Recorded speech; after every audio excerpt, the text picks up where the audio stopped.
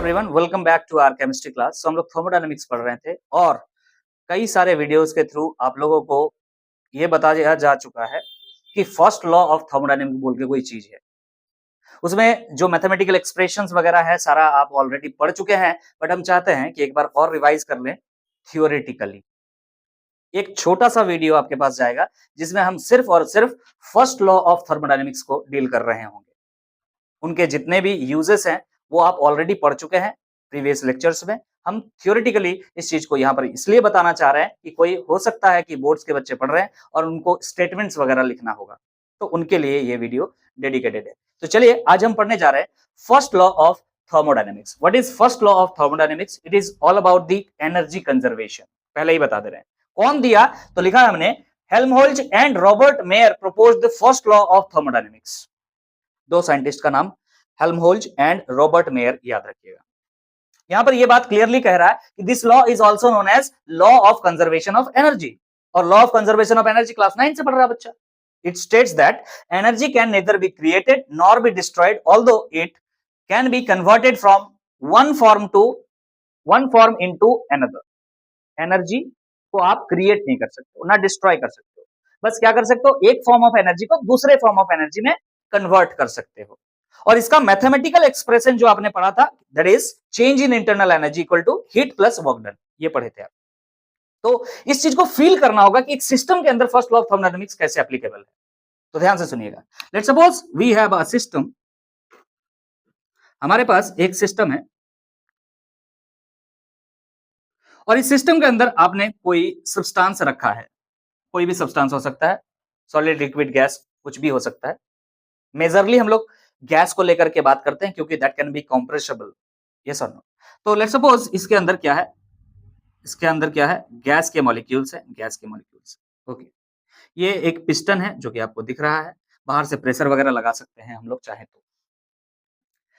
इसके अंदर एक एनर्जी है बच्चा, and that energy is known as internal energy, that is already covered. तो आपको ये बात पता होगा, इसके पास एक इंटरनल एनर्जी है। Let's suppose the internal energy is U1। U से रिप्रेजेंट करते हैं इंटरनल एनर्जी, ई से भी करते हैं, बहुत सारे बुक्स में ई वगैरह लिखा होगा, टेंशन मत लीजिएगा, हम लोग यू कर रहे हैं। ई मतलब एनर्जी, मतलब ढेर सारे एनर्जीज होते हैं ना, कंफ्यूजन से बचने के लिए यू लिख रहे हैं। क्लियर है कि नहीं? अब हमें क्या करना है, हमको इच्छा है इस बात का कि इसके अंदर जो गैस है उसके इंटरनल एनर्जी को चेंज करना है। क्या करना है? चेंज करना है। तो इंटरनल एनर्जी को मान लीजिए चेंज हम कर दिए, U1 से U2 कर दिए। तो क्या करने से ये हो सकता है? तो कहा जा रहा तीन तरीके हैं। इसमें कोई सब्सटेंस, जो सब्सटेंस यहां पर पहले से मौजूद है, थोड़ा और मिला दीजिए, मास बढ़ा दे। आपको पता है इंटरनल एनर्जी जो है क्या है, एक्सटेंसिव प्रॉपर्टी, मतलब इसमें सब्सटेंस मिलाने से वो क्या हो जाता है, अरे सब्सटेंस को बढ़ाएंगे अगर तो क्या हो जाएगा, अमाउंट पे डिपेंड करता है ना, तो वो बढ़ जाएगा, घटा देंगे तो घट जाएगा, मतलब चेंज किया जा सकता है। बट एनर्जी के फॉर्म पे बताइए कि क्या करके, कौन सा एनर्जी देके या लेके इस पे इसका इंटरनल एनर्जी को आप चेंज कर सकते हैं। तो बोले सर हो सकता है ना, एक काम कीजिए, इसमें हीट दे दीजिए, इसको हीट कर दीजिए। क्या कीजिए? इसको बाहर से हीट कर दीजिए। आप मान लीजिए इसको हीट कर दिए, तो जो पहले से इंटरनल एनर्जी है क्या वही रह जाएगा? नहीं, इसका इंटरनल एनर्जी में इंक्रीमेंट होगा ऑब्वियसली।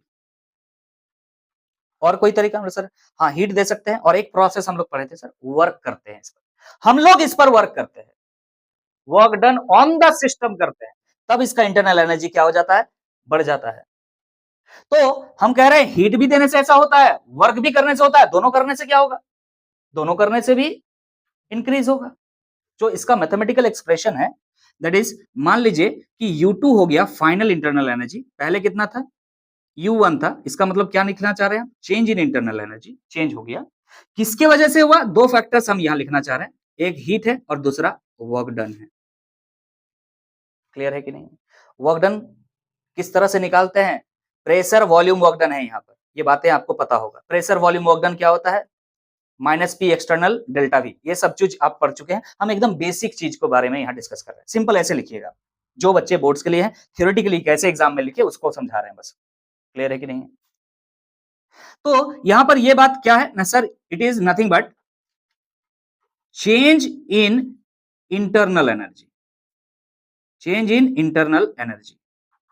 देखिए ध्यान से, इंटरनल एनर्जी लिख रहे हैं, एनर्जी कंजर्वेशन का बात कर रहा है। आपने किसी एनर्जी को चेंज किया, मान लीजिए एनर्जी को बढ़ाया, तो एनर्जी को बढ़ाया तो उड़ के बढ़ जाएगा, कुछ और एनर्जी आके इसमें ऐड हुआ होगा, energy is conserved. No, you can not create something. No, energy जो है आप क्रिएट नहीं कर सकते हो। क्या किए, U1 इसके पास एनर्जी था, U2 कर दिए, कुछ क्रिएट कर दिया एनर्जी, क्या नहीं, ये कहीं से आया है, इस बात को ध्यान रखना पड़ता है। और ये कहां से आया है, तो दो चीज से आ सकता है, या तो हीट दिए हैं, या तो वर्क किए, या दोनों किए हैं। समझ में आ रहा कि नहीं, यही तो एनर्जी कंजर्वेशन बता रहा है ना, कि ये क्रिएट आप नहीं किए, इसमें आपने कुछ एनर्जी सप्लाई किया है, और ये एनर्जी सप्लाई हीट एनर्जी के थ्रू हो रहा है या वर्क करके हो रहा है। बिकॉज जो भी वर्क डन होता है वो किसमें कन्वर्ट होता है बच्चा, एनर्जी में ही तो कन्वर्ट होता है। समझ में आ रहा है कि नहीं आ रहा, क्लियर है कि नहीं है। लेकिन यहां ध्यान रखिएगा, ये जो वर्क है, यहां पर जो हमने वर्क लिखा है, work done on the system है, work done on the system है। Work done on the system इसलिए कह रहे हैं क्योंकि वर्क डन को आपने पॉजिटिव लिखा है। क्लियर है कि नहीं। तो जरा बताओ, इस सिचुएशन में इंटरनल एनर्जी जो है बढ़ेगा कि घटेगा, अभी जो आपने सिनेरियो इसमें लिखा है, work done on the system है, हीट आपने सप्लाई किया, work done on the system है, तो इंटरनल एनर्जी इंक्रीज हो जाएगा। मतलब यहां पर इस सिचुएशन में आप कह सकते हैं कि final internal energy is greater than initial internal energy. Yes और नो, कह सकते हैं ना। लेकिन हम चाहते हैं चलिए इसका इंटरनल एनर्जी घटाना, तो क्या करेंगे, इसको एक्सपेंड करने के लिए अलाउ कर देंगे, मतलब छोड़ देंगे, इसको वर्क करने देंगे। अगर work done by the system हो जाएगा तो क्या होगा, change in internal energy, change in internal energy will be equal to Q minus W, because work done is here, work is done by the system। यहां पर work done कौन कर रहा है, work done by the system है, by the system। जब ये system खुद वर्क करेगा तो इसका एनर्जी जो है उसका यूज होगा भाई। यस और नो, ये खुद का एनर्जी जो इंटरनल एनर्जी है इसका इंटरनल एनर्जी को यूज करेगा। इंटरनल एनर्जी अगर खुद का यूज करेगा तो जो एनर्जी पहले से है वो एनर्जी क्या होगा, घटेगा। तो एनर्जी कंजर्व है अभी भी, इसलिए बोल रहा है ना। आप वर्क क्यों कर पा रहे हो, आप वर्क तभी कर पाओगे जब आपके पास एनर्जी होगा। What is energy, capacity of doing work. No, if you don't have that you can't work. अगर ये वर्क कर रहा है, इसके पास जो एनर्जी है उसका यूज कर रहा हो। तो यहां पर इसीलिए लिख रहे हैं work done by the system है। अगर work done by the system है तो चेंज इन इंटरनल एनर्जी का फॉर्मूला ये होगा, और इस सिचुएशन में हम क्लियरली कह सकते हैं कि फाइनल इंटरनल एनर्जी जो है वो डिक्रीज कर जाएगा इनिशियल इंटरनल एनर्जी के कंपैरिजन में।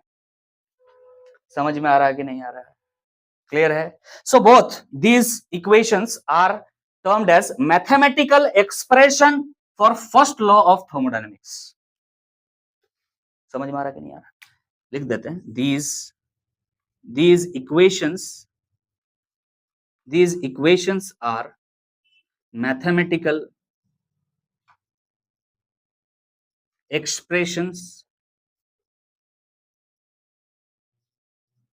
of first law of thermodynamics, first law of thermodynamics।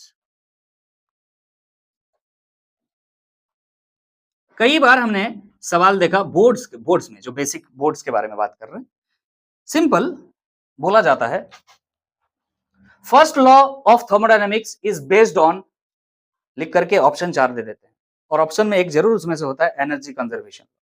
तो एनर्जी कंजर्वेशन को फॉलो करके इस लॉ को बनाया गया है, जो कि थर्मोडायनेमिक में हम अप्लाई करते हैं। क्लियर है कि नहीं है। अगर क्लियर है, इस लेक्चर को और लंबा करके कोई मतलब नहीं होता है, सब कुछ हमने यहाँ पर बता दिया है। याद रखिएगा, प्लस वर्क डन कब होगा, जब इंटरनल एनर्जी बढ़ाना होगा, तो वर्क डन जो है आपको करना है सिस्टम पर, मतलब सराउंडिंग जो है सिस्टम पर वर्क करेगा, और सराउंडिंग पर अगर सिस्टम वर्क करने लगे तो इसका इंटरनल एनर्जी डिक्रीज हो जाएगा। सिंपल सी बात है, समझ में आ गया है, क्लियर है। जरा बताओ, अगर वर्क डन हम करेंगे तो क्या होगा, इसका वॉल्यूम घटेगा, मतलब क्या होगा, कॉम्प्रेशन होगा। समझ में आ रहा है कि नहीं आ रहा है। और अगर एक्सपेंशन हो जाए, एक्सपेंशन मतलब जब ये सिस्टम खुद वर्क करेगा तब एक्सपेंड करेगा। एक्सपेंड जब होगा तो वर्क डन को नेगेटिव क्यों ले रहे हैं, समझ में आ रहा है कि नहीं, बिकॉज इसका खुद का एनर्जी यूज कर रहा है, आप बाहर से कोई एनर्जी दे नहीं रहे। समझ में आ गया है। अगर समझ में आ गया है तो चलिए हम इस लेक्चर को यहीं पे इसी स्लाइड में खत्म करेंगे। मिलते हैं फिर नेक्स्ट वीडियो में, और नेक्स्ट वीडियो क्या होगा अभी बता देते हैं, एंथैल्पी। एंथैल्पी के बारे में आपने अभी तक कोई क्वेश्चंस भी नहीं बनाया, थ्योरी भी नहीं पढ़ा, तो बिल्कुल नेक्स्ट जो वीडियो आएगा वो एंथैल्पी से रिलेटेड होगा, जिसमें हम एंथैल्पी को पूरा कवर करने की कोशिश करेंगे। उसका थ्योरी भी, साथ में उसके क्वेश्चंस। मिलते हैं उस वीडियो में, तब तक के लिए अलविदा। Thank you so much.